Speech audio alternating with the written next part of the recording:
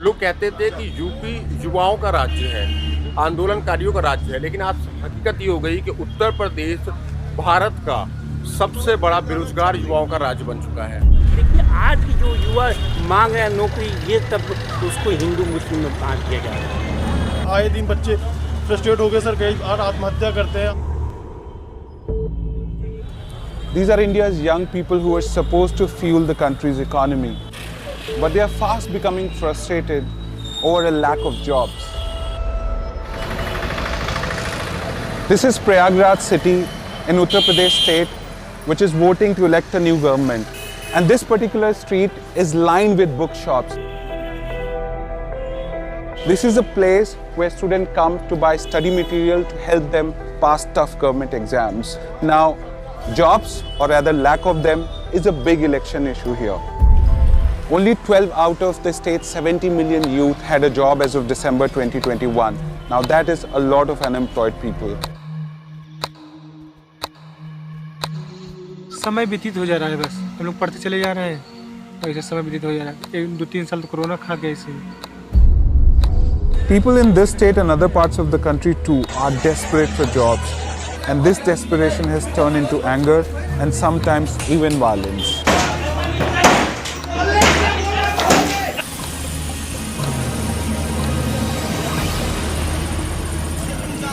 There are some students here who are browsing for books. So I'm just going to have a quick chat with them.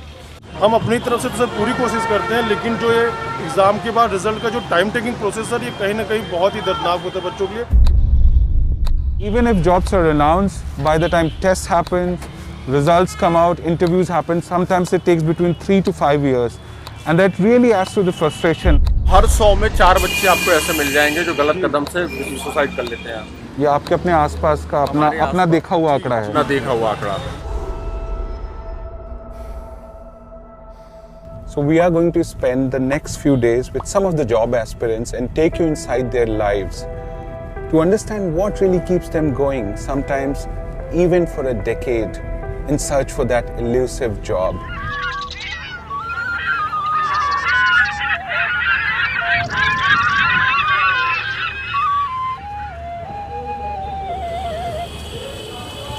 So we are in one of the really busy areas of the city, and as you can see here, there are a lot of houses stacked very close to each other, and each of these houses have really small and dimly lit rooms, and that is where students live and study because these rooms are cheaper and more affordable for them. And these are the very rooms where thousands of dreams are broken every year. So today what we are going to do is meet Anil Nirmal. He is going to show us where he lives. So we're going to talk to him. So Anil, that's Anil here. I've been of course talking to him on the phone. So आप अभी अपने room में ले चलेंगे हमें? Let us see my room. Come.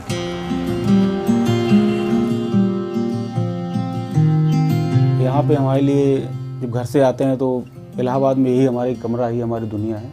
दुनिया in the sense कि इसी में रहना है, इसी में खाना है, इसी में बनाना है, इसी में सोना है, इसी में पढ़ना है। अनिल, आपको मम्मी की याद आती है जब? सर बिल्कुल, क्योंकि घर में तो हमको खाना बनाया मिलता है और यहाँ पे तो बनाना ही पड़ता है, तो बेसिकली घर की तो याद तो आएगी सबको। हमारे जो फैमिली है वो लोअर मिडिल क्लास फैमिली है और 1 से 2 लोग कमाने वाले हैं।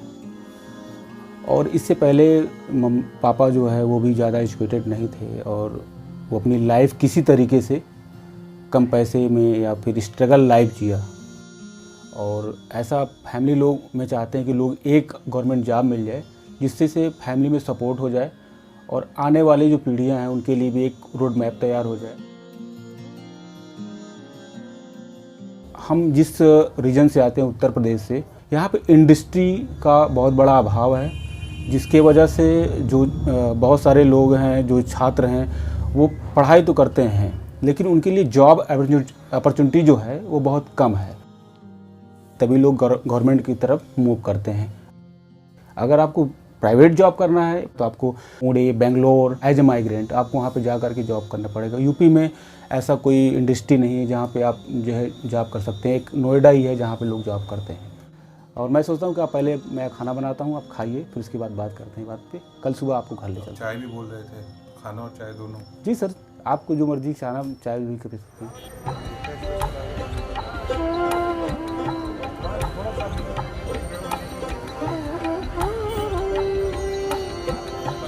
चाय तो देखिए स्टूडेंट के लिए इलाहाबाद में सबसे बड़ी ये जड़ी बूटी कहते हैं लोग इसको। जड़ी बूटी है। हाँ, शाम को आते हैं, वो सही एक सहारा है, लोग चाय पी लेते हैं, टहल भी लेते हैं, रिफ्लेक्स थोड़ा सा अपने आप को रिलैक्स महसूस करते हैं। और बाकी क्या करते हैं आप लोग रिलैक्स होने के लिए? मोबाइल पे मूवी देखते हैं? देखिए मूवी वगैरह तो बहुत कम, गेम कभी खेल लिए तो खेल लिए गेम, मूवी तो मैं बहुत वेब सीरीज़ कोई देख लिए। वो नहीं, गर्लफ्रेंड वगैरह? नहीं सर, ऐसा कुछ नहीं है।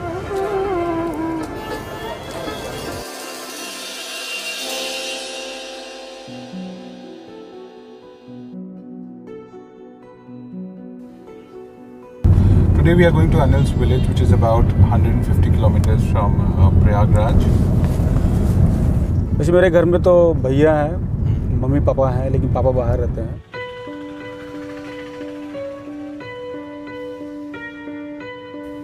मैंने इसलिए कहा कि जब आप मेरे साथ गांव चलेंगे तो आपको लगेगा और आप देखेंगे, उससे जुड़ पाएंगे, रिलेट कर पाएंगे कि एक गांव का लड़का जब अपने घर छोड़ करके बाहर पढ़ने आता है तो वो किस पृष्ठभूमि से आता है।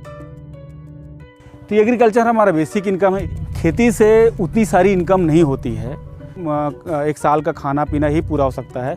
अगर वो सोचे कि हम खेती से अपनी पूरी लाइफ की जर्नी कंप्लीट कर लें, अपने बच्चों को पढ़ा लिखा लें, आई थिंक इम्पॉसिबल है। सिर्फ इसीलिए हम सोचते हैं कि यहाँ से निकल के जाएं और एक गवर्नमेंट जॉब प्राप्त करें।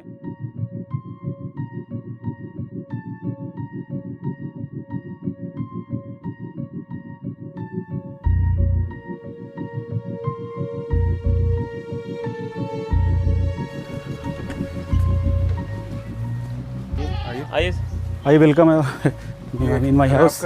यस सर, ये मेरा घर है। कितने घर होंगे यहाँ हमारे गांव में? लगभग मान के चलिए 300-350 घर होंगे। और लगभग हर घर से कोई ना कोई ऐसे बच्चा तैयारी कर रहा हाँ, है? कोई ना कोई बच्चा तैयारी कर रहा है यहाँ से। मैं अभी वहाँ रहा हूँ 8 साल। 8 साल लगभग जी, आपको जी, कामयाबी जी। नहीं मिली? जी, कामयाबी नहीं मिली। क्यों इतना ज़रूरी है कि अनिल सक्सेसफुल हो, एक सरकारी जॉब मिले? हमें इससे यही उम्मीद है कि आगे एक अच्छी जॉब पाए, अपने परिवार को सिक्योर करे। I have spoken to a lot of people here, a lot of young people, and based on that and also from our experience of spending past few days with job aspirants, one thing is clear: India is just not creating enough jobs. If that is not addressed sooner, then the kind of protest we saw in Bihar and also in Prayagraj will sadly become more common. So the task is very much cut out for the next government. They have to keep job creation right on top of their agenda.